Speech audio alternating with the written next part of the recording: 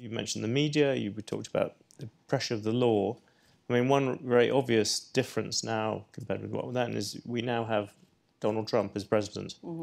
To what extent does he make it harder to deal with the issue of sexual harassment? I think that if you listen to some of his language, it really makes an attempt to normalize predatory behavior. And in a sense, some people will buy that. They will, say, okay, no, it's it's not offensive. It's not even wrong because the president, justifies it, and people will listen to that. And I think in that way, it makes it harder because we want all kinds of leadership. We want political leadership on this issue. I mean, if you look at the numbers are at just an appallingly high level of the rate of this problem. And the problems range from harassment, verbal harassment, to sexual assault in the workplaces.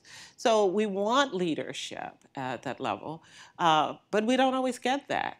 But the other part of why perhaps Donald Trump makes it easier is that now there is this awareness, a consciousness, and that people are saying, we have to take responsibility for this because it's not coming from leadership.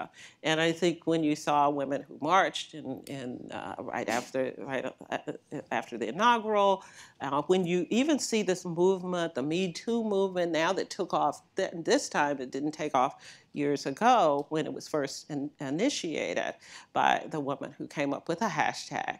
When you see women in Hollywood coming forward today, I think that's all a part of this, what they're calling the resistance, but certainly a reaction to the failure of leadership to move us on this. We did have this strange thing where Trump said these things, which by many measures he was either confessing or bragging about things which in some ways were at least as bad as at least some of the things Harvey Weinstein did.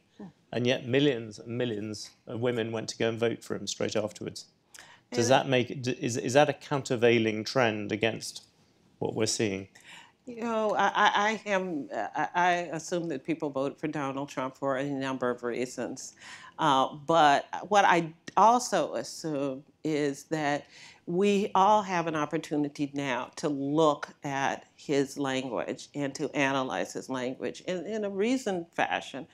And what is deeply troubling about his language was not only the normalizing of this predatory behavior, but was the sense of his entitlement to behave in a certain way.